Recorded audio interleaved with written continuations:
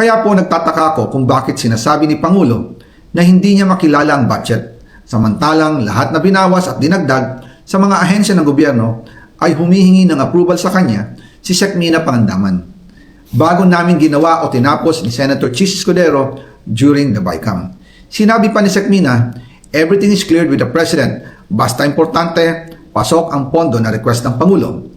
The following day, sinabi ni Sec. Mina, approve na si Presidente BBM sa lahat na binawasan na ahensya. Masaya na ang Pangulo dahil naipasok ang gusto niyang 100 billion insertion. Wala pong perang napunta sa akin. Lahat po ng insertion napunta sa ating Pangulo at Speaker Martin Romualdez. Ako lang at ang aking mga tao, sila Paul Estrada, Mark Ticsay, at ang aking mga security ang nag-deliver papunta sa bahay nila Pangulong Bongbong Marcos at Speaker Martin Romualdez sa North Forbes Park, South Forbes Park hanggang sa Malacanang. Yung mga deliveries po ay merong record ang aking mga tao. Totoo po yung sinasabi ni Orly Gutesa na nag-deliver siya sa Forbes Park. Totoo din po ang sinasabi ni Orly Gutesa na nag-deliver siya sa Malacanang nung siya ay nasa Senado. Para mapatunayan ang mga litrato na deliveries ay ilalabas ko po together with this video.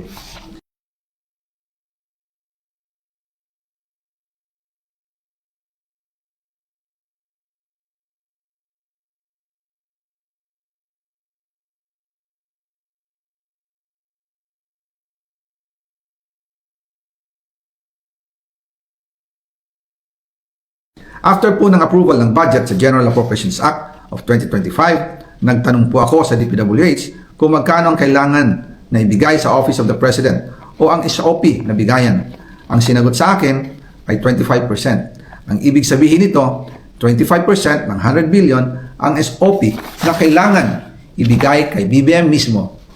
In total, 25 billion ang napunta kay Pangulong Bongbong Marcos. Kaya ngayon ay hinahamon ko si Ombudsman Remulla kung seryoso talaga siya sa mga sinasabi niya sa kanyang press release na idadamay niya pati si Martin Romualdez kung magbibigay ako ng ebidensya. Patunayan niya ngayon ang pronouncement niya. Imbestigahan niya ang fraternity Brad at ang kanyang kaibigan na si Speaker Martin Romualdez kung talagang tutupad siya sa tungkulin niya. Imbestigahan din niya si President Bongbong Marcos. Sabi nga ni BBM nung SONA, let's do it right at mahiya naman kayo, hindi po ba? Nananawagan din po ako sa Senado na imbestigahan ang 100 billion insertion ni Presidente. Alam ko po na hindi gagawin ni Ombudsman Remulla ang hamon ko. Pero magaling ang Senado sa investigasyon at ako ay naniniwala na dahil sa kanila, lalabas ang katotohanan. Tubers Clippers, making long news short. Subscribe now.